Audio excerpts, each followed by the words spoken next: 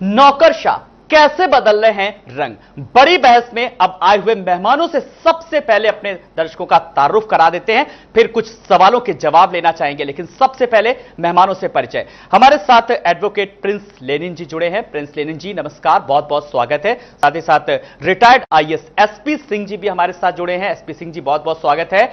और live today के news room से हमारे साथ वरिष्ठ पत्रकार संजय शर्मा जी जुड़ेंगे। मैं सीधे सीधे पहले संजय जी से आज बहुत सारी चीजें जानने और समझने की कोशिश करूंगा, किस तरीके से ब्यूरोक्रेट्स में जो मलाईदार विभाग है, मलाईदार के पीछे लोग इस विभाग को लेने के लिए ट्रांसफर तक छोड़ देते हैं और विभाग वही बना रहे। तमाम सारी चीजें आज जानने की समझने की कोशिश करेंगे। पहला सवाल संजय जी से। संजय जी, ब्यूरोक्रेसी में अहम पदों पर तैनात अफसर सीएम योगी के खासम खास बनने की जुगाड़ में है। ये बात हम यूं ही नहीं कह रहे हैं, जो तस्वीरें सामने आई हैं वो साफ साफ बयां कर रही हैं। भले ही संजय जी सीएम योगी ने शपथ लेने के बाद से ही कड़ा रुख अख्तियार कर लिया हो, लेकिन मनमानी शायद अफसरों की ही चल रही है। देखिए, बहुत मजे का सीन हुआ था इस बार के उत्तर प्रदेश के चुनावों में। कोई भी ये अफसर ये मानने को तैयार नहीं था कि कोई भी दल अपने दम पर सरकार बना रहा है। तो कुछ अफसर जो बड़े चर्चित अफसर रहे थे सरकार के खास उन्होंने इस गठबंधन, कौन कौन गठबंधन हो सकता है, इसकी रणनीति पर विचार शुरू किया। तो एक कॉमन सा गठबंधन ये सामने आ रहा था, या तो कांग्रेस सपा का होगा या बसपा भाजपा का होगा। तो कुछ अफसर जो कुर्सी पे रहना ही चाहते थे, उन्होंने अलग अलग खेमों में जाके अलग अलग जगह अपने दांव लगानी शुरू की। सबसे बड़ी लड़ाई होती है उत्तर प्रदेश में मुख्य सचिव की। उत्तर प्रदेश के मुख्य सचिव को बनने के लिए कुछ बड़े अफसर बहन जी के दरबार में गए, कुछ लोग सपा के दरबार में गए, कुछ कांग्रेस के दरबार में गए। लेकिन जब सीन बदला, उत्तर प्रदेश की सरकार पूरे बहुमत के साथ आई और योगी जैसा व्यक्ति सीएम बन गया, तो अफसरों में बहुत बेचैनी हुई। जो अफसर 5 साल तक सीएम अखिलेश यादव के सबसे खासम खास थे, वो रातों रात की दुहाई देने लगे कि वो अपने नौकरी के टाइम में संघ के बड़े करीबी थे। कुछ लोगों ने कहा कि वो संघ की शाखाओं में जाया करते थे। कुछ ने दावेदारी पेश करना शुरू करी कि उन्होंने तो संघ के कई सारे प्रलाप वाले जो कार्यक्रम होते हैं जिसमें एक महीने जाना पड़ता है, वहां पे भी उन्होंने कैंप किया। तो जाहिर है ये कुर्सी की लड़ाई जो थी नौकरशाही की, वो बहुत बेचैन कर रही थी नौकरशाहों को बड़ी कुर्सी लेने के लिए। आज राजा जी, आपने जो विषय उठाया है ये केवल गिरगिट की तरह रंग बदलने के अलावा और भी कई मायनों में सामयिक है। देखिए, नौकरशाही में आईएएस अफसर सबसे बड़ा पद होता है और ये माना जाता है कि पूरा सिस्टम वही चलाता है। सरकारें किसी की भी हों और ये माना जाता है कि सरकार चलाते आईएएस अफसर ही है। पिछले कम से कम 15 सालों से जो आईएएस सर्विस का पतन हुआ है, उसने पूरे समाज को बहुत हिला दिया है। सूर्य प्रताप सिंह जी हमारे पैनल में आज शामिल हैं। इन्होंने खुद देखा है कि किस तरह लगातार इस संवर्ग में गिरावट आई है। केवल इस संवर्ग के लिए चिंता नहीं है, बल्कि चिंता इस बात के लिए भी है कि ये गिरावट हमारी और आपकी जिंदगी पर असर डाल रही है। बिल्कुल, अगर वो गिरावट का पतन जारी रहेगा तो वो गिरावट बढ़ती रहेगी।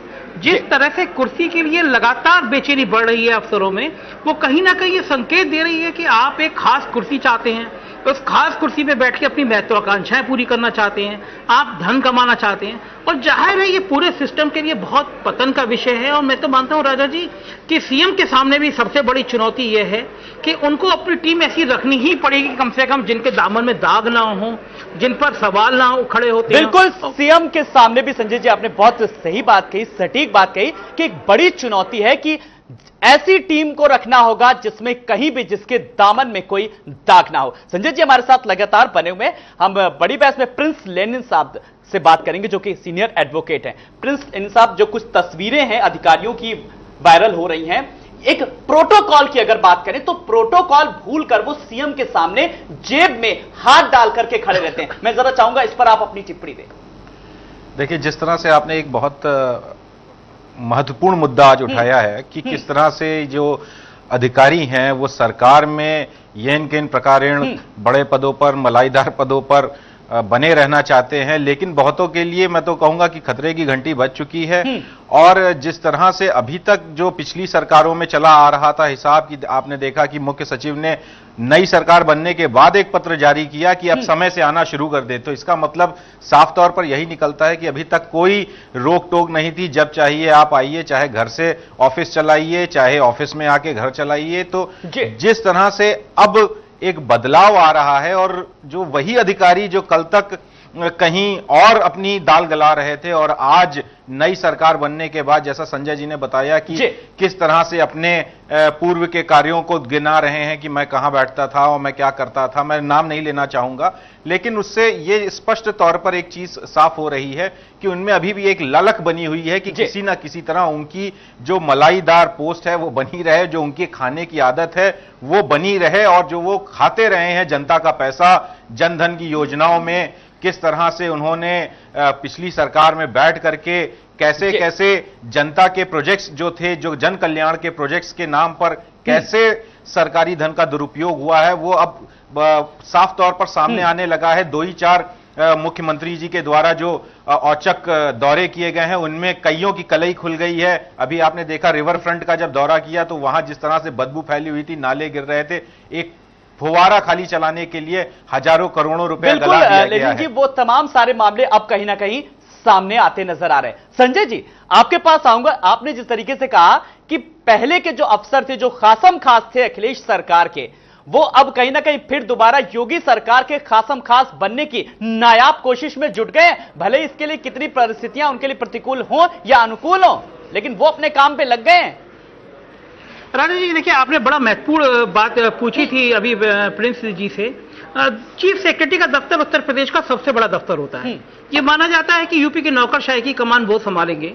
और जैसा भी प्रिंस जी ने एक उदाहरण दिया कि सरकार बदलने के बाद चीफ सेक्रेटरी अचानक एक खत जारी करते हैं कि उसमें उसकी भाषा भी देखिए, उसकी भाषा में लिखा होता है कि अब सरकार बदल गई है, इसलिए कृपया सभी कार्यालय के लोग अपने अपने निर्धारित समय पर दफ्तर पहुंचे। कितनी शर्म की बात है। क्या उत्तर प्रदेश के चीफ सेक्रेटरी को यह भाषा शोभा देती है? क्या उनको यह नहीं पता होता है कि पिछली सरकार में भी दफ्तर टाइम पे आना जरूरी होता है? देखिए, बड़ा खराब मैसेज आता है जब यूपी की सर्विस के सर्वा अफसर इतना कैजुअल लेते हैं। मुख्यमंत्री, वो भी योगी जैसा मुख्यमंत्री जिसकी वजह से ब्यूरोक्रेसी थर-थर कांप रही है, आप चीफ सेक्रेटरी होकर उनके सामने जेब में हाथ डाल के खड़े रहते हैं। ये अफसरों का जो कैजुअल तरीका है, और खासतौर से बड़े अफसरों का, क्या चीफ सेक्रेटरी को यह नहीं पता कि मुख्यमंत्री के सामने खड़े होने की भी एक बॉडी लैंग्वेज होती है, उनके सामने जाने की भी एक बॉडी लैंग्वेज होती है? ये तरीका बता रहा है कि यूपी की नौकरशाही एक पटरी से उतर गई है। बड़े अफसरों इतने आदी हो चुके हैं इस सिस्टम के, उन्हें इस बात का कोई फर्क नहीं पड़ता कि मुख्यमंत्री कौन है। उनको पता है कि वो उनकी कुर्सी कोई ना कोई लॉबी बचाए रहेगी, चाहे वो शुगर लॉबी हो, चाहे वो बिल्डर लॉबी हो।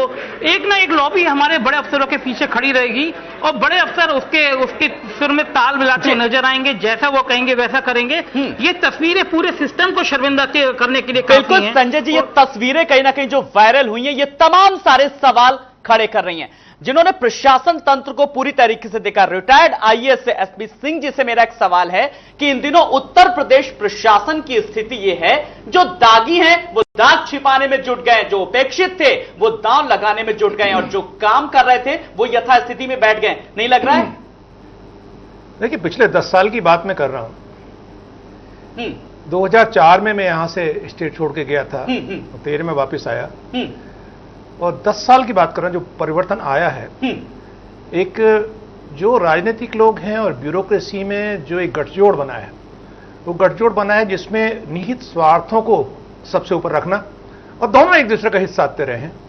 उसमें कई बार ऐसी चीज हुई, जैसे पुरानी सरकार थी, उसमें श्रीमान अखिलेश यादव जी, उनका थोड़ा सा अनुभव कम था, उन्होंने कोशिश की प्यार से ब्यूरोक्रेसी को जीतने की, क्रिकेट मैच खेला उनके साथ में, तमाम चीजें की, लेकिन ब्यूरोक्रेसी इतनी ढीठ है और इतनी घाघ है उसमें, उन्होंने उनको ग्रांटेड ले लिया। उनको लगा कि ये खाली कहते हैं, ये कुछ करते नहीं है। एक मुझे वाकया याद है, उन्होंने कहा था कि मेरे पास एक वीडियो है जिसमें भ्रष्टाचार के साक्ष्य हैं अधिकारियों के, और मैं तो लोगों को लगा कि बहुत डरी ब्यूरोक्रेसी उससे, बहुत कि भाई ये हो सकता है उजागर करते हैं, लेकिन उनके द्वारा उजागर ना करना, उनके द्वारा उसको दंडित नहीं करना लोगों को, तो ब्यूरोक्रेसी को लगा ये खाली कहते हैं और ये कुछ करते नहीं है। और फिर देखिए, नेतागणों की अपने स्वार्थ हैं, नेतागणों के स्वार्थ पूर्ति के लिए वो ब्यूरोक्रेट्स को इस्तेमाल करते हैं, और ब्यूरोक्रेट्स नेतागणों को भी उल्लू बनाते हैं। तो ये गठजोड़ जब पिछले 10 साल में हुआ है, इससे ब्यूरोक्रेसी का भी जो होता था ना, एक रेस्पेक्ट जो थी बीच में, नेता और ब्यूरोक्रेट के बीच में एक जो डिस्टेंस रखते थे, थोड़ी सी आर्म्स लेंथ पे रहते थे, वो खत्म हुआ है एक्चुअली। लगता है साथ खाना खाना, साथ रोज बैठना, रोजाना डील करना साथ बैठ के, वो सब चीजें हुई ना, उससे वो सम्मान खत्म हो गया एक्चुअली। देखिए, अंग्रेजी में एक कहावत है कि respect is commanded, it is not demanded. Respect को आपको तब मिलती है जब आप रेस्पेक्ट के लायक हो। तो पिछले 10 साल में यह हुआ कि नेतागणों ने वो रेस्पेक्ट खो दिया। अब ब्यूरोक्रेसी को, अब वर्तमान में जो व्यवस्था है, मुझे लगता है ये परिवर्तन अच्छा परिवर्तन है, और वर्तमान व्यवस्था को, अभी ब्यूरोक्रेट्स की आदतें खराब है, उनको ढालने में समय लगेगा। आदत खराब और अभी थोड़ा लग सकता है। हमारे साथ पूर्व डीजीपी एमसी द्विवेदी जी भी हैं। एमसी द्विवेदी जी नमस्कार, बहुत बहुत स्वागत है।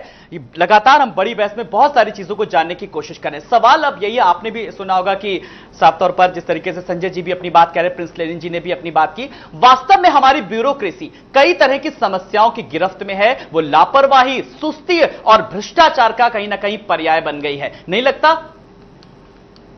ये स्थिति मैं तो समझता हूं कि 1990 से विशेष रूप से पैदा हुई है। उसके पहले ब्यूरोक्रेसी एक उद्देश्य से चला करती थी कि हमें प्रदेश का हित करना और सही राय देनी है नेताओं को या सत्ताधारी लोगों को। और तब जब सरकारें बदला करती थी, उसका तब आवश्यक नहीं होता था कि साथ में सारी ब्यूरोक्रेसी भी चेंज कर दी जाए, क्योंकि वो जो अंग्रेज़ों को राय देती थी वही ब्यूरोक्रेसी आ गई और उसके बाद में हिंदुस्तानी को देना दिया गया। उस वक्त दोनों में विश्वास रहता था। परंतु दुर्भाग्यवश मंडल के बाद ब्यूरोक्रेसी जातिवाद में भी बटी और साथ साथ में भ्रष्टाचार के विषय में भी बट गई। तो ऐसे सत्ताधारी लोग आ गए जो ये चाहते रहे कि हमें जो भ्रष्ट हो और जो अधिक से अधिक हमें कमाई करवा सके उसी को हम लें। तो वो लोग एक्सपर्ट हो गए कि जो भी भ्रष्ट का लोग थे वो बड़े एक्सपर्ट हो गए इधर से उधर अपना पाला बदलने में सत्ताधारी उसके साथ। तो मुझे आश्चर्य नहीं होगा कि आज भी ऐसा प्रयत्न भ्रष्ट टाइप के ब्यूरोक्रेट्स कोशिश कर रहे हो कि वो नई सरकार के साथ। जिन भ्रष्ट अफसर की बात की है, संजय जी मैं आपके पास आ रहा हूं।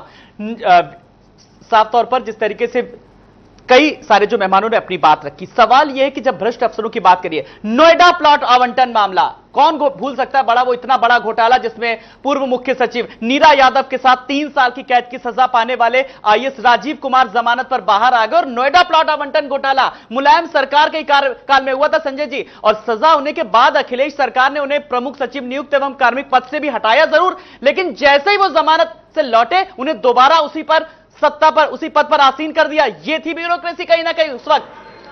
बिल्कुल बिल्कुल सही कह रहे हैं राजा जी। और बहुत मजे की बात मैं आज आपको बताऊं कि जब अखिलेश सरकार बनी थी और बनने के 2 महीने बाद राजीव कुमार प्रमुख सचिव नियुक्ति बने थे, तो मैं भी बहुत चौंका था। मुझे उम्मीद नहीं थी कि एक दागी अफसर जो सीबीआई जिसपे चार्जशीट कर चुकी है, जिसको 3 साल की सजा हुई है, उसको 1 महीने हटाने के बाद में फिर जमानत पर आते ही उसको फिर दोबारा बना दिया जाएगा। तो मैंने एक थोड़ी साहस का परिचय दिया और एक पहल करी। मैंने हाई कोर्ट में एक जनहित याचिका करी। मैंने उस जनहित याचिका में यह पूछा था कि अगर 2 साल की सजा हो जाती है तो सुप्रीम कोर्ट चुनाव लड़ने की इजाजत नहीं देता किसी भी व्यक्ति को। तो जब 2 साल की सजा पे आप चुनाव लड़ने की इजाजत नहीं देते, तो 3 साल की सजा जिस आईएएस अफसर को हुई है उसको नौकरी कैसे करने दी जा सकती है, और वो भी उसको प्रमुख सचिव नियुक्ति कैसे बनाया जा सकता है। मुझे खुशी है कि राजीव कुमार आज जेल में हैं, तो शायद वो पहली पीआईएल मैंने करी थी। लेकिन ये पूरा सिस्टम इस बात को देखने के लिए पर्याप्त है कि आखिर जो सरकार चला रही है उनको क्यों नहीं लगता कि इस व्यक्ति की, इस अफसर की छवि समाज में खराब है। ये आदमी पैसे को लेने को लेकर बदनाम है, ये चरित्र को लेकर बदनाम है। ऐसे अफसरों को महिमा मंडित रखने से फायदा क्या है? लेकिन जैसे सूर्य प्रताप सिंह जी ने अभी कहा कि एक गठजोड़ बन जाता है सिस्टम में, जिसमें ब्यूरोक्रेट शामिल रहते हैं, जिसमें पॉलिटिकल लोग शामिल रहते हैं, जिसमें रातों को डील होती है, हजारों सैकड़ों करोड़ की योजनाएं सड़कों की पुलों की केवल कागजों पे बनती है, उनका बंटवारा हो जाता है। ब्यूरोक्रेट नेताओं का पैसा ठिकाने लगाने में काम करते हैं, नेता ब्यूरोक्रेट को बचाने का काम करते हैं। एक इतना घिनौना नेक्सस बनता है पूरे सिस्टम का, जिसमें सब एक दूसरे को बचाने में लगते हैं और कार्रवाई बहुत कम हो पाती है। जाहिर एक आम आदमी जब ये देखता है तो उसके मन में सिस्टम के प्रति विश्वास छूटता है। उसको लगता है कि मैं एक सामान्य सा आदमी करूं क्या? ये सब ताकतवर लोग एक हैं, तो वो कहीं ना कहीं घुटन होती है, वो अन्ना मूवमेंट के सामने नजर आती है। और कभी कभी बिल्कुल संजय जी, मैं आपकी भावनाओं को साफ तौर पर समझ सकता हूं कि वाकई में जो सच्ची पत्रकारिता करता है उसको किस तरीके से घुटन महसूस होती होगी, क्योंकि ना ही वो किसी पचड़े में पड़ता है, ना ही किसी सरकार का खासमखास है, ना ही किसी अफसर का। भावनाओं को साफ तौर पर समझा जा सकता है। और संजय जी, आपने जिस तरीके से बताया कि नोएडा आवंटन सरकार मामले में जिस तरीके से आपने याचिका दायर की थी, और इस पूरे मामले को लेकर के सवाल संजय जी आपसे यह है कि नई सरकार में अफसरों को सत्ता पर ना हावी होने ना देना कहीं ना कहीं अब वर्तमान सरकार के लिए सबसे बड़ी चुनौती है।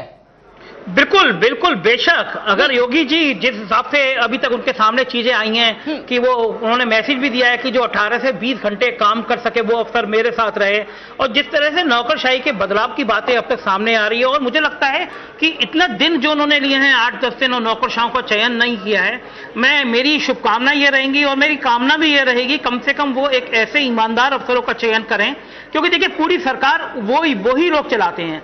अब अगर आप ऐसे चीफ सेक्रेटरी को बना लेंगे जो जेब में हाथ डाल के खड़ा रहेगा, जिससे सीनियर कई अफसर होंगे, जिसके अब बड़ी मजे की बात बताऊंगा राजा जी, एक 3rd क्लास तृतीय श्रेणी का व्यक्ति है तरुण भटनागर, वो गन्ना विभाग में काम करता था। गन्ना विभाग के तृतीय श्रेणी के कर्मचारी को जब चीफ सेक्रेटरी राहुल भटनागर जी बनते हैं अपने साथ कार्यालय ले आते हैं। आज पूरा चीफ सेक्रेटरी का कार्यालय जो है वो तरुण भटनागर के नाम से डरता है। ये मैसेज ब्यूरोक्रेसी में निचले स्तर तक जाते हैं। आज ये अगर मैसेज खत्म नहीं होंगे तो योगी जी को ये मानना पड़ेगा कि सरकारें फिर चेहरे बदलते हैं, सिस्टम में वही अफसर रहते हैं और वही गंदगी करते हैं। नहीं, एक सवाल का जवाब आपसे और ले लूं, फिर मैं आए हुए मेहमानों से भी लूंगा। संजय जी, जैसे इस सत्ता में परिवर्तन आया, जैसे ही मैंने देखा कि जिस तरीके से बस चुनाव परिणाम आ रहे थे, राहुल भटनागर की सिट्टी पिट्टी गुम हो रही थी, कुछ ऐसे उनके बयान आ रहे थे, और शपथ ग्रहण से पहले ही उन्होंने अधिकारियों को निर्देश दे दिया कि एग्जैक्ट 9:30 बजे अधिकारी कर्मचारी सब काम पे दिख जाएंगे। ये तो यही हुआ कि लगता है कि पिछली सरकार में कोई काम ही नहीं होता था, लेकिन अब कहीं ना कहीं ये संदेश देना चाहते हैं खासम खास बनने के लिए। राजा जी, मुझे कम से कम 2 दर्जन से ज्यादा अफसरों ने फोन किया, और खासतौर से नए अफसरों ने फोन किया और ये कहा कितने शर्म की बात है, हम तो अभी नई नौकरी शुरू कर रहे हैं, ये यूपी के सबसे बड़े अफसर हैं, ये इस तरह के खत जारी कर रहे हैं, तो अब तक क्या कर रहे थे। लेकिन देखिए, समझने की कोशिश करिए, चीफ सेक्रेटरी का दफ्तर सबसे इंपॉर्टेंट दफ्तर है। माना जाता है जो अच्छा चीफ सेक्रेटरी होता है वो अपने दफ्तर में अपना ओएसडी, अपने स्टाफ अफसर तेज तर्रार लोग रखता है। इस समय मौजूदा चीफ सेक्रेटरी जब से 7-8 महीने से बने हुए हैं, वो 2 रिटायर्ड अफसरों को अपने संग रखे हुए हैं, उन्हीं को ओएसडी बनाए हुए हैं। यानी उत्तर प्रदेश का चीफ सेक्रेटरी का दफ्तर 2 रिटायर्ड अफसरों के भरोसे चल रहा है पिछले 8 महीनों से, जो खासे विवादित हैं, जिन पे आरोप लगता है कि डीपीसी के रेट उन्होंने 3 गुने कर दिए। तो जाहिर है कि आप रिटायर्ड अफसरों से अगर प्रदेश का सबसे बड़ा अफसर चलाएंगे तो कहीं ना कहीं यही बातें होंगी, यही सवाल उठेंगे। लेकिन अब नहीं चल पाएगा, गाज गिरना शुरू हो गई है, सबके नाम आने शुरू हो गए, शार्ट आउट हो गया, कुछ पर गाज गिर भी गई है।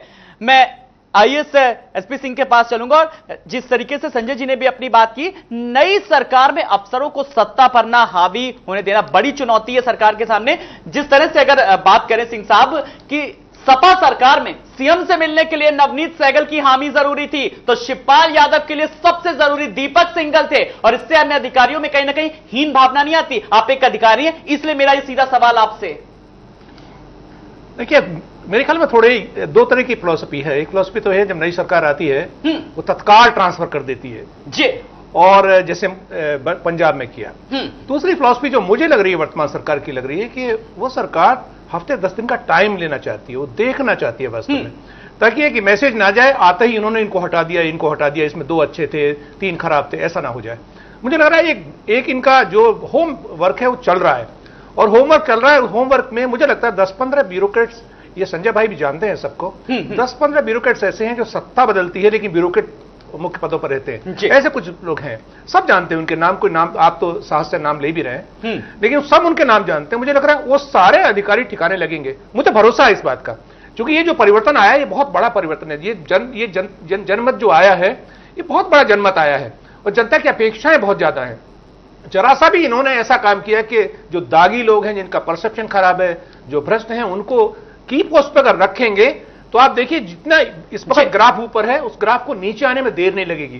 देखो जनता, ये डेमोक्रेसी में परसेप्शन बहुत बड़ी चीज है। बिल्कुल, देखिए ये सरकार बदली है, नई सरकार आई है, परसेप्शन के आधार पर आई है, होप के आधार पर आई है।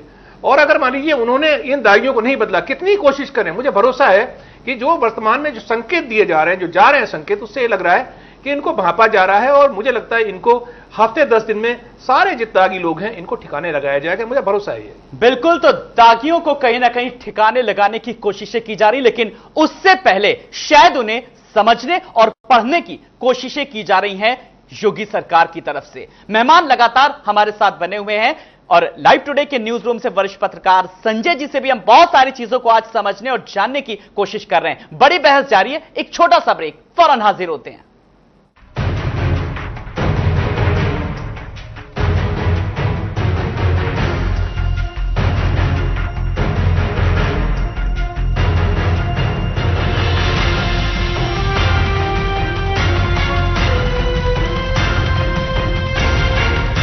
सत्ता परिवर्तित होते हुए भी निष्ठा भी कहीं ना कहीं बदलने लगती है। प्रदेश प्रशासन की, उत्तर प्रदेश की अगर बात करें तो प्रशासन की यही स्थिति है। जो दागी हैं वो दाग छिपाने में जुट गए हैं, जो उपेक्षित थे वे दाग लगाने में जुटे हैं और जो काम कर रहे थे वो यथास्थिति में बैठे हुए। प्रिंस लेनिन साहब, एक आपकी टिप्पणी। देखिए सर, जिस तरह से ये सत्ता का परिवर्तन हुआ है और एक अभूतपूर्व परिवर्तन हुआ है, इससे एक चीज साफ तौर से उभर के सामने आती है उत्तर प्रदेश में कि किस तरह से यहां की जनता त्रस्त हो चुकी थी पिछली 2 सरकारों के भ्रष्टाचार से। कोई भी पिछली सरकार जो 2 रही है, चाहे वो बसपा की रही हो और चाहे सपा की रही हो, वो उसके ऊपर भ्रष्टाचार के अनेकों अनेक दाग रहे। बसपा की सरकार में सीएमओ की हत्याएं तक हुई हैं, एनआरएचएम का इतना बड़ा घोटाला था जिसमें उनके मंत्रियों की संलिप्तता पाई गई थी और अभी भी उसमें सीबीआई जांच चल ही रही है। जो पिछली सरकार थी उसमें भी एक से एक घोटाले आए। किस तरह से आप देखिए कि भ्रष्ट नौकरशाहों को बचाने के लिए इतनी जद्दोजहद की गई, इतनी लड़ाई लड़ी गई है इस सरकार की तरफ से कि सुप्रीम कोर्ट तक पहुंच गए और कहीं ना कहीं यादव सिंह जैसे अधिकारियों को बचाने में एड़ी चोटी का जोर लगा दिया। बिल्कुल, कुछ उदाहरण ऐसे हैं जिनका एमसी द्विवेदी, जिससे मैं चाहूंगा, पिछली जो 2 पूर्ववर्ती जो सरकारें हैं, बीएसपी के शासनकाल में भी देखा किस तरीके से अधिकारियों ने सैंडल तक उनको पहनाई और एसपी सरकार के कार्यकाल में भी औरैया ने कहा सब कुछ अपनी जो आइडेंटिटी वो ताक पर रख देते हैं। एमसी जी, बहुत ही दुर्भाग्य का विषय है कि अपना सम्मान को बेचने के लिए तैयार हो जाते हैं अधिकारीगण, बहुत छोटे लाभ के लिए, जिसमें कोई बहुत बड़ा लाभ नहीं है, परंतु केवल पोस्टिंग के लाभ के लिए अपने सम्मान को बेचने को तैयार हो जाते हैं। बहुत से अधिकारियों ने ऐसा किया है और ये सच है कि केवल अभी जो उदाहरण दिया गया यादव सिंह के केस में, उसमें तो सुप्रीम कोर्ट तक गए ही सीबीआई रोकने के लिए। जो मथुरा कांड था उसमें भी हाई कोर्ट में पूरा केस लड़ा गया कि सीबीआई को किसी तरह जांच न दी जाए, क्योंकि शासन का खुद इन्वॉल्वमेंट था।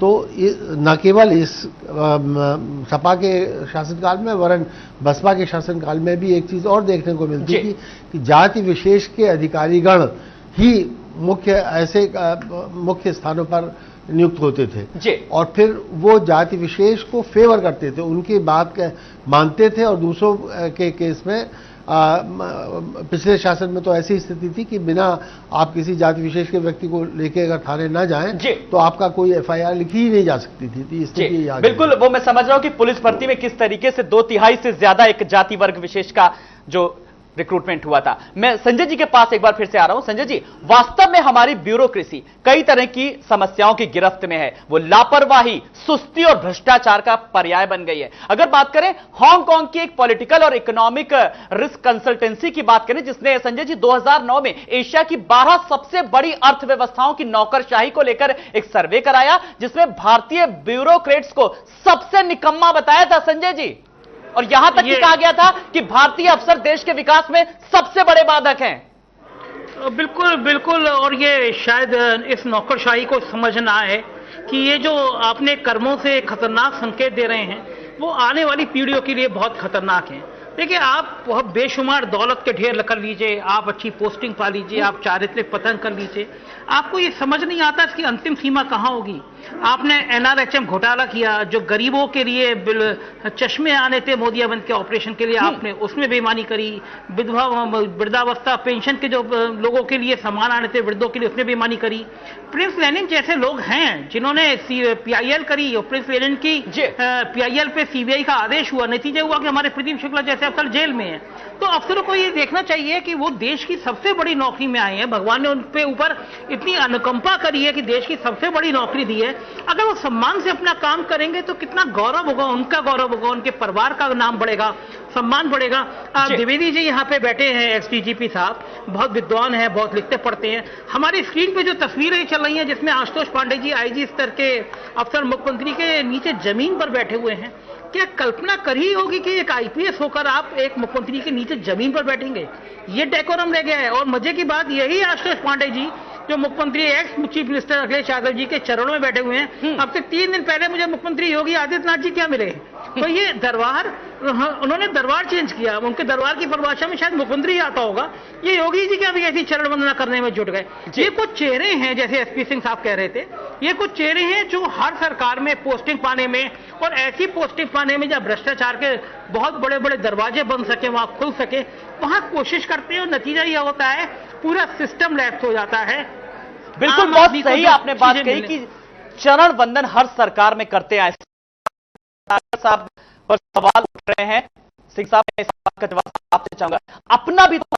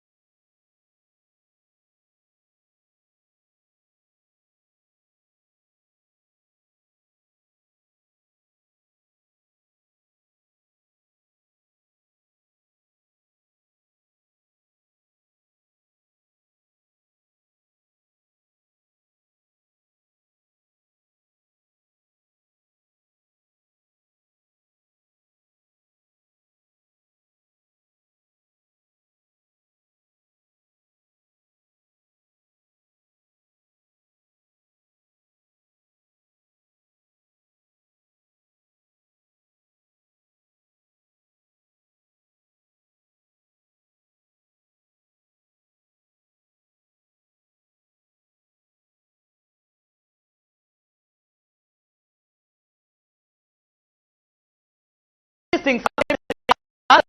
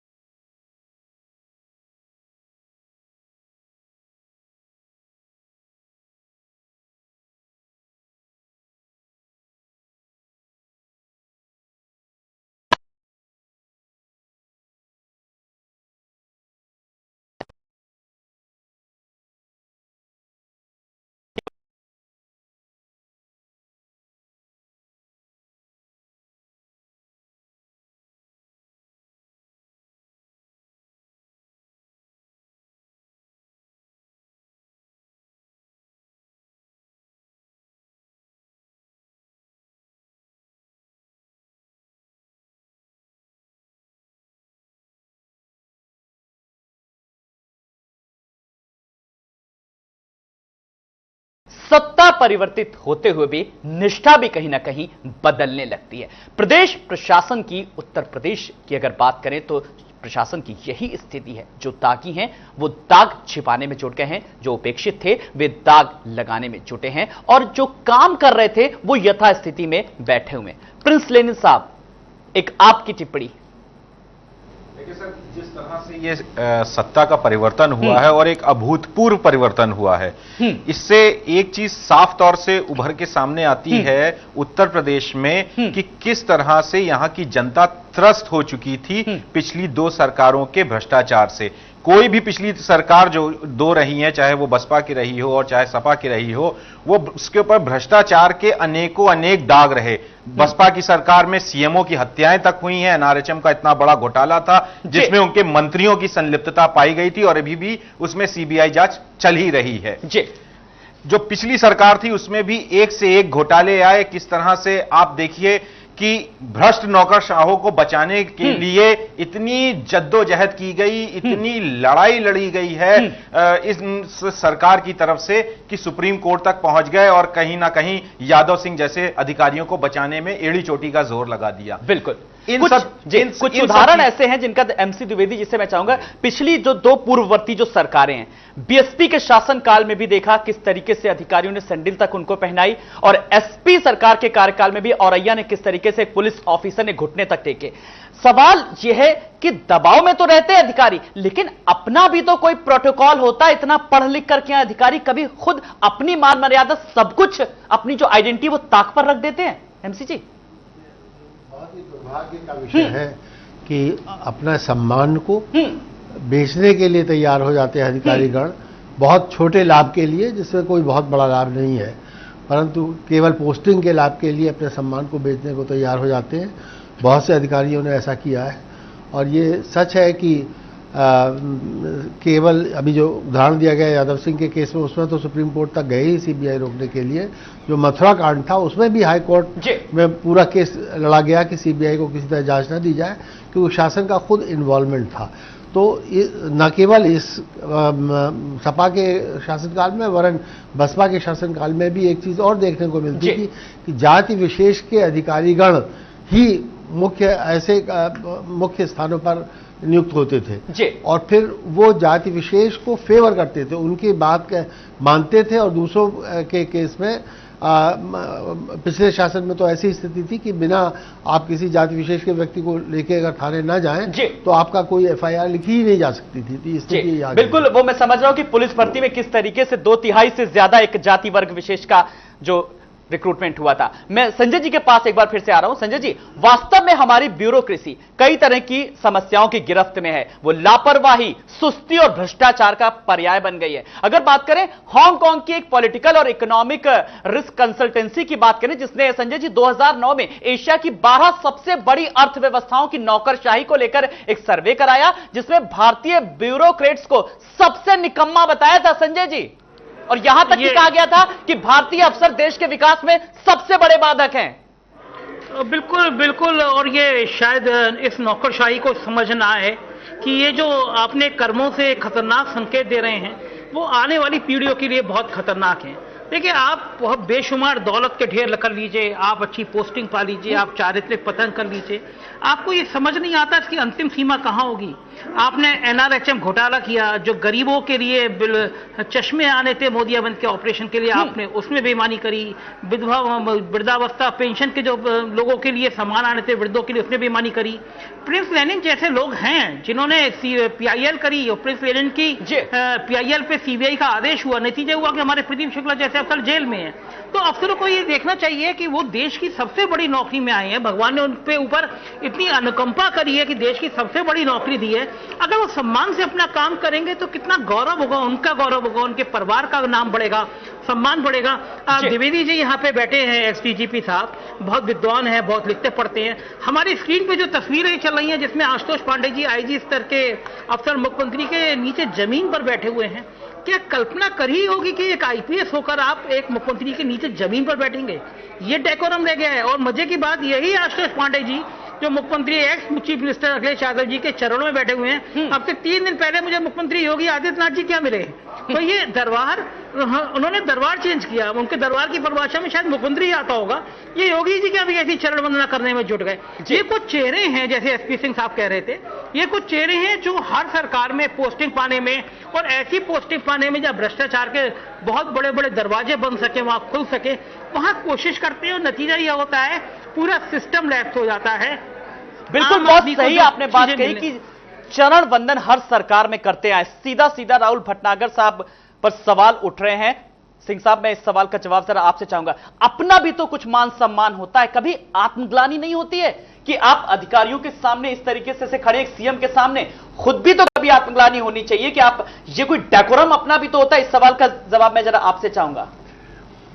देखिए, मुझे लग रहा है कि हम इसको ज्यादा स्ट्रेच ना करें। अच्छा, क्योंकि उसका पेट निकला हुआ है, हाथ सामने रख नहीं सकता है, वो इसलिए पॉकेट में डाला हुआ है गलत वो चीज, मैं आपको मानता हूं। लेकिन एक मैं चीज मानता हूं, एक हम जनरल ब्यूरोक्रेसी गिरावट की बात कर रहे हैं। मुझे आज भी लगता है कि प्रदेश के अंदर जो 10-15 मठाधीश अधिकारी हैं, आईएएस की बात कर रहा हूं, आईपीएस की बात शायद द्विवेदी साहब करेंगे, आईपीएस की बात ऐसे करता हूं, आईपीएस में भी ज्यादा बड़ी संख्या नहीं है।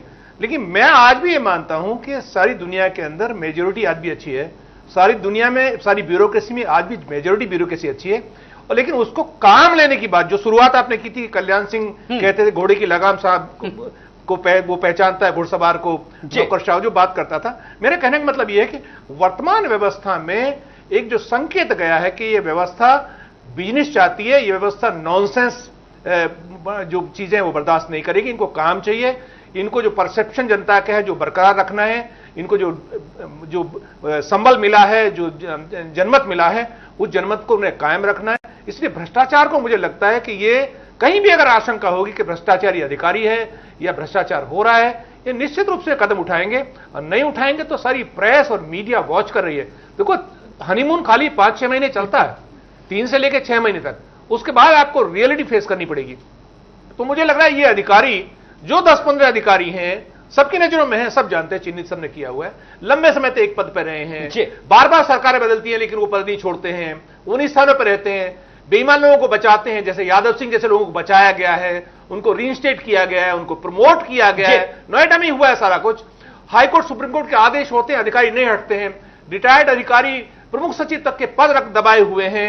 एक कल्चर खराब हो गया, एक्चुअली एक सब कल्चर बन गया।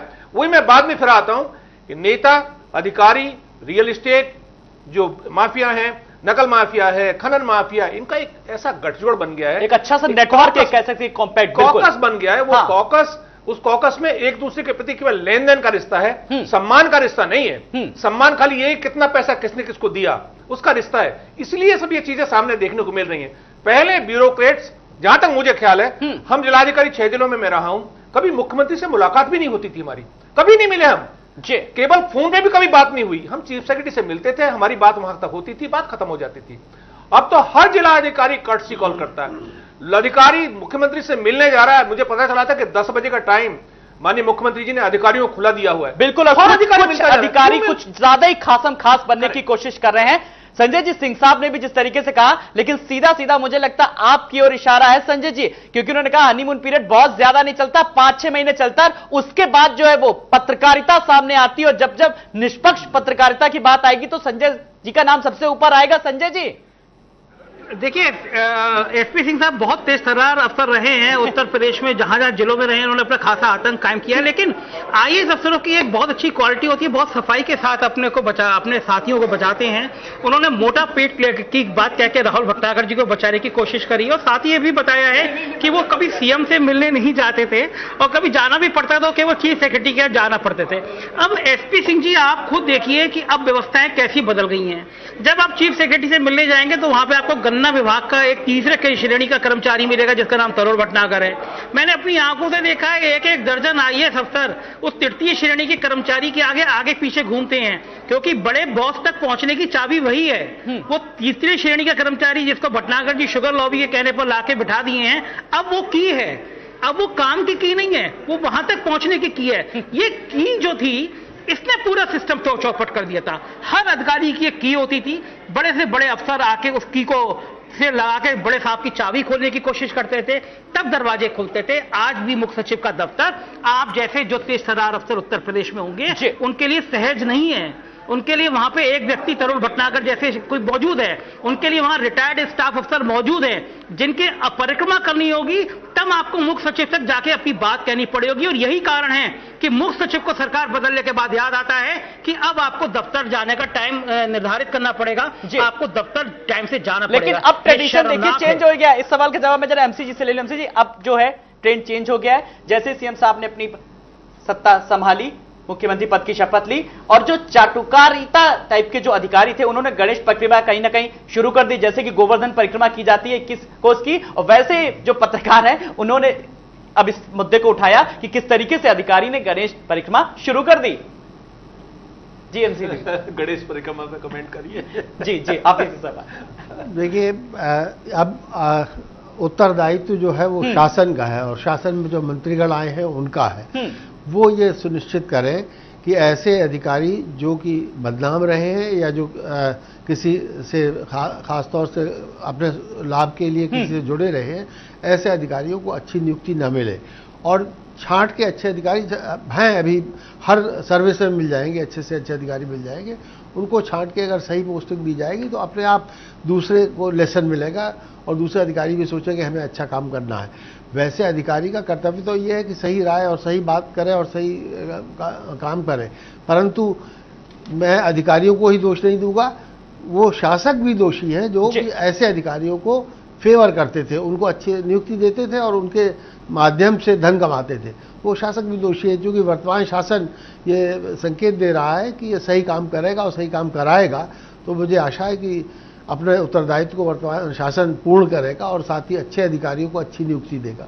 जी प्रिंस लेनिन साहब, अगर मैं काम को लेकर के अधिकारियों की बात करें तो साफ तौर पर कहीं ना कहीं काम बोलता है, तो अधिकारी अपने काम से भी तो कहीं ना कहीं रिझाने की कोशिश कर सकते हैं। जरूरी है क्या इसके लिए गणेश परिक्रमा का होना जरूरी है क्या? नहीं, बिल्कुल नहीं जरूरी है। मैं तो कहूंगा इस सरकार को यह देखना चाहिए कि जो भी अच्छे अधिकारी, चाहे वो किसी भी सरकार में के कार्यकाल के रहे हो, जिन्होंने जनता के बीच रह करके जनता का कार्य किया है और जनता तक उनकी योजनाओं का लाभ पहुंचाया है, ऐसे जागरूक अधिकारियों को वो अवश्य आगे लाएं और महत्वपूर्ण पदों पर बैठाएं कि जिससे इस सरकार में भी ज्यादा से ज्यादा जन कल्याणकारी कार्य हो सके, ना कि ये जैसे पूर्व की तरह जो चला आ रहा था कि मलाईदार पदों पर जितना से बड़ा भ्रष्टाचारी उतना बड़ा अहम पद उसके पास होता था।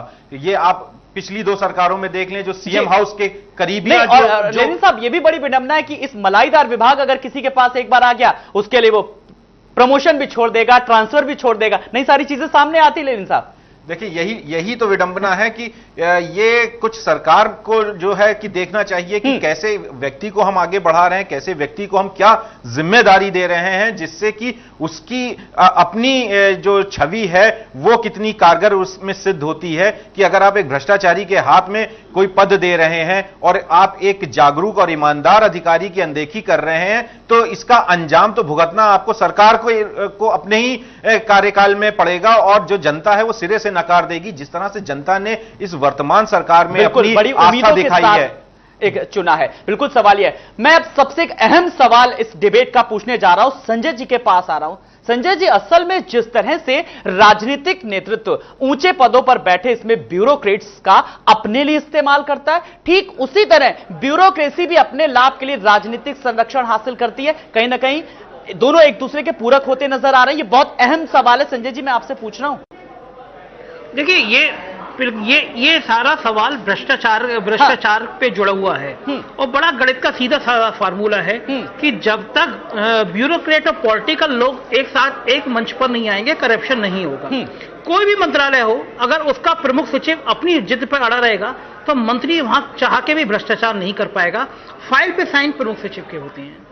यही कारण है कि हर मिनिस्टर चाहता है कि प्रिंसिपल सेक्रेटरी उसकी मर्जी का हो, और जहां जहां बड़े डिपार्टमेंट होते हैं वहां बैठी हुई कुर्सी के लोग चाहते हैं कि उनका अपना ऐसा नुमाइंदा वहां बैठे जो उनके लिए काम करे, उनके लिए धनोपार्जन करे, उनकी तिजोरियां भरे। अब जैसे बड़ा छोटा सा उदाहरण देख लीजिए, हम अपने उत्तर प्रदेश में सबसे ज्यादा मलाईदार पोस्टिंग मानी जाती है ग्रेटर नोएडा की। मायावती जी किन किन कामों के लिए मशहूर थी, इसकी चर्चा करने की शायद कोई आवश्यकता नहीं है, बच्चा बच्चा जानता है। उनके पूरे टाइम में रमा रमण जी वहां पे ग्रेटर नोएडा में सीईओ बने रहे। ये माना जा रहा था कि सरकार बदलेगी और रातों रात हट जाएंगे, सरकार बदली। पैसे में वो ताकत होती है कि जिस अफसर को कहा जा रहा था रातों रात बढ़ जाएंगे, पूरी 5 साल सरकार चल गई लेकिन रमा रमण वहीं बने रहे। तो जो अच्छे अफसर होते हैं, जिनको पता है कि तिजोरी में कितना भरा जाता है और कितना कब कहां खर्च किया जाता है, वो यादव सिंह जैसे लोगों को भी जन्म दे देते हैं। वो यादव सिंह जिसकी वजह से पूरा सिस्टम हिल गया था, पूरे देश में चर्चा हो गई थी, वो जेल चला गया, लेकिन सीईओ साहब रमा रमण जी को अब बाल बाका नहीं हुआ।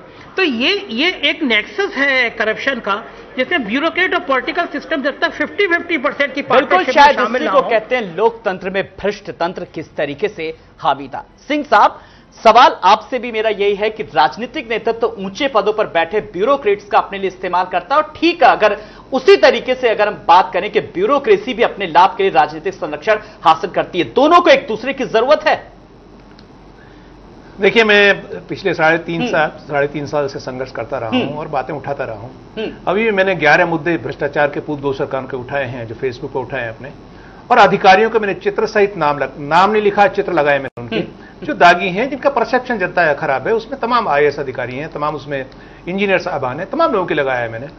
और ये आप जो संजय नाम लेके साहस का काम कर रहे हैं, संजय भाई तो साहसी हैं, तो मैं इतना जरूर कहूंगा, देखिए मुझे डर इस बात का है, आशा है लेकिन डर भी है मुझे साथ में, डर इस बात का है कि जो भ्रष्ट लोग हैं, जो बदनाम दागी लोग हैं, उनको अगर थोड़ा भी समय मिल जाता है, जो उनको मिल चुका है 8-10 दिन का, तो अंग्रेजी में एक कहावत है ना कि they will dig in their heels, वो अपने पंजे गढ़ा लेंगे वहां पे। पंजे किसके गढ़ाएंगे भाई? उन्होंने तो जब भ्रष्टाचार मचाया है, तो ठेका लेने वाले कटिंग अक्रॉस पार्टी लाइन लोग हैं ना, लाभ जिनको मिला है कटिंग अक्रॉस पार्टी लाइन, हर तरह के लोग हर पार्टी के अंदर है। उन्होंने ऑब्लाइज किया तमाम लोग, बड़ा विश्वास है उनको। जैसे ये कह रहे हैं, बहुत से लोग कहने लगे हम संघ में जाते हैं, हमारा उनसे परिचय, इनसे परिचय।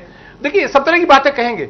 ब्यूरोक्रेसी में ये जो व्यवस्था कायम हुई है, जिसमें पंजा गढ़ाने वाली जो व्यवस्था कायम हुई है, वो उसके भ्रष्टाचार तो उसके साथ है ही है, लेकिन जो नैतिकता, जो आत्मसम्मान, आत्मबल है, उसमें भी गिरावट हुई है। आत्मसम्मान, स्वाभिमान गिरा है। किस लिए गिरा है? उसमें 2 चीज हो सकती है, या तो स्वाभिमान वास्तव में उनका गिरा है, या स्वाभिमान गिरने का नाटक कर रहे हैं। जो चमचागिरी जिसको कहते हैं ना, देखो हर व्यक्ति को पसंद है, जो ब्रैगिंग जिसको कहते हैं, मलाईदार विभाग पाने के लिए, अच्छे खासम खास बनने के लिए चमचागिरी भी इन अधिकारियों को शायद मंजूर है। मैं MC द्विवेदी जी के पास चलूंगा। MC द्विवेदी जी, आप भी अधिकारी रहे हैं, इस तरीके के तमाम सारे मामले आपके विभाग में भी सामने आए थे, तो ब्यूरोक्रेसी भी अपने लाभ के लिए राजनीतिक संरक्षण हासिल करती है, आप मानते, इत्तेफाक रखते इस बात से? बिल्कुल, दोनों ही एक दूसरे के लाभ के लिए ऐसा करते हैं, परंतु उत्तरदायित्व तो मेरा मानना है कि शासन का अधिक है, जो शासक है उसका अधिक है। अगर शासक भ्रष्ट स्वयं है तो उसे कुछ न कुछ भ्रष्ट अधिकारी कहीं न कहीं से ढूंढने से मिल ही जाते हैं, और अगर शासन का उद्देश्य सही है और शासन दृढ़ है कि उसे सही काम करना है, तो उसे अच्छे अधिकारी भी मिल जाते हैं। तो अधिक उत्तरदायित्व शासन का है। वर्तमान शासन का भी उत्तरदायित्व है कि वो ऐसे लोग जो कि आगे पीछे दाएं बाएं घूमते रहते हैं, या जो गणेश परिक्रमा करते रहते हैं, जैसा कहा गया, उनको लिफ्ट न दे, बल्कि ऐसे अधिकारियों को छांटे और ढूंढे जो कि अच्छी छवि के हैं और जिन्होंने अच्छा काम किया है भूतकाल में, चाहे आजकल वो बिल्कुल बेकार की पोस्टिंग पर हों, उन्हें निकाले और अच्छी दे। जवाब लूंगा। MC द्विवेदी साहब ने कहा कि कहीं ना कहीं सरकार की प्राथमिकता अब ये होनी चाहिए कि वो भी सर्च करे, अब गहन अध्ययन करे, लोगों से पूछताछ करे कि जो अच्छे अधिकारी हैं, जिन्होंने काम किया है, उसको कहीं ना कहीं अब प्रमोशन मिलना चाहिए। बिल्कुल आलोक जी, मतलब जनता जो है वो एक आस लगाए बैठी हुई है कि किस तरह से इतना भ्रष्टाचार जो फैला हुआ था, और जनता की जो आज हालत है, सड़कों की जो हालत है, बिजली की हालत है, कागजों पे और होर्डिंग्स पे सारा काम सरकार के द्वारा मात्र दिखाया जाता रहा कि बड़े बड़े होर्डिंग्स और कटआउट्स लगा दिए जाते थे जिनमें चंद लाइनें लिखी होती थी और बड़ा दिखाया जाता था कि काम बोलता है और काम चल रहा है। इन सब चीजों से निकल के वास्तविकता में जमीन पे, जमीनी हकीकत पे उतर के काम करने वाले अधिकारियों को ढूंढिए, उनको आगे लाइए, उनको जिम्मेदारियां दीजिए कि वो जनता के बीच जाएं और जनता के बीच जाके काम करें, उनके दुखों का निवारण करें, उनके कष्टों का निवारण करें, उनके लिए जो लोक कल्याणकारी जो स्कीम्स होती हैं, जो मेडिकल से रिलेटेड इतनी बड़ी बड़ी स्कीम्स हैं, हजारों लाखों करोड़ों रुपया आता है और कहीं ना कहीं वो सब कागजों पे बट जाता है। आप आज भी जाइए तो अभी तक प्रदेश में अस्पतालों की जो हालत है वो बहुत ही बदहाल है। स्ट्रेचर्स नहीं मिलते हैं, आपको पलंग नहीं मिलते हैं, एक पलंग पे कई कई मरीजों को डाल रखा होता है। जब कहीं कोई विशेष परिस्थितियां आ जाती तो मरीजों को गैलरी में चादरों पे पड़े रहना पड़ता है। आप इस प्रदेश की इस वक्त की हालत नहीं इमेजिन कर सकते हैं कि क्या हो के रखी है। अगर आपका भी समय इसी समय निकल गया और ऐसे ही अधिकारी आपके बीच में अपना पैर जमाने में सफल हो गए, जैसा एसपी सिंह साहब ने कहा, तो बहुत ही एक दुर्भाग्य की स्थिति होगी और पुनः फिर से वही पुनरावृत्ति होगी और इस तरह के मौका पर तो ज्यादा अगर किसी को ठेस पहुंचेगी वो जनता का जिसने शानदार मैंडेट से सरकार को पूरी तरीके से जिताया है। संजय जी, एक सवाल की जो सर्वे की मैं आपसे बात कर रहा था, भारतीय अफसर देश के विकास में सबसे बड़े बाधक हैं, जिस सर्वे की रिपोर्ट आई थी। आखिर अफसरों को अपनी नीति, अपने कार्यकलाप किस तरीके से बदलाव लाना होगा ताकि जो दूसरे देशों में जो अफसर को लेकर के जो छवि बनी हुई है उस छवि को किस तरीके से बदला जाए? आलोक जी, देखिए मैं एक बड़ा छोटा सा उदाहरण आपके सामने देता हूं, वो बड़ा गंभीर उदाहरण है। उत्तर प्रदेश में जो व्यवस्था लागू है उसमें कहीं पे भी चेक पे एक व्यक्ति हस्ताक्षर नहीं कर सकता। हर छोटे से लेकर बड़े अधिकारी तक चेक पे 2 व्यक्ति के हस्ताक्षर होते हैं। ग्राम पंचायत स्तर से जिला स्तर तक की व्यवस्था लागू होती है कि कौन अधिकारी किस तरह काम करेगा। 14वें वित्त आयोग का 5000 करोड़ रुपए से ज्यादा उत्तर प्रदेश में आया।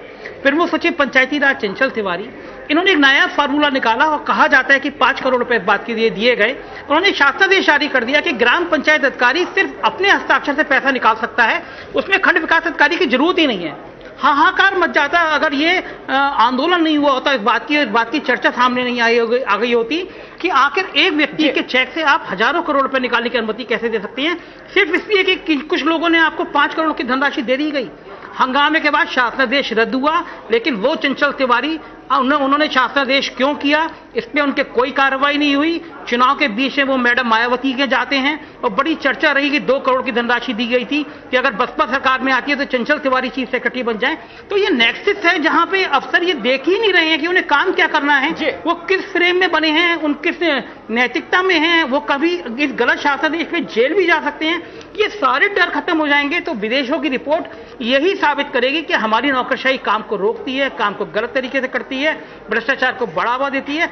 जाहिर है हमको इस शर्मनाक हालत में पहुंचाने के लिए खुद नौकरशाह जिम्मेदार हैं, लेकिन मुझे लगता है जिस तरह सिस्टम क्लीन होने का दौर शुरू हो गया है, केंद्र में भी राज्य में भी इस तरह की सार्थक बातें शुरू हो गई हैं। अगर ये क्रियान्वयन सही तरीके से हो गई तो ऐसे गलत चेहरों को चिन्हित जल्दी किया जाएगा और वो दिन दूर नहीं होगा जब प्रदीप शुक्ला, राजीव कुमार जैसे कई और अफसर हमको जेल में दिखाई देंगे। जो अभी भी वक्त है नौकरशाहों को समझने के लिए, आज आपका कार्यक्रम देख रहे हो। जी चलिए, मैं आए हुए मेहमानों से फाइनल कमेंट, एक 30 सेकंड में एक फाइनल कमेंट चाहेंगे कि ब्यूरोक्रेसी को लेकर के जिस तरीके से जब सरकारें बदल रही हैं, निजाम बदल रहा है और किस तरीके से अफसरों को भी अपनी कार्यशैली में बदलाव लाना होगा। सिंह साहब, एक 30 सेकंड में एक फाइनल कमेंट।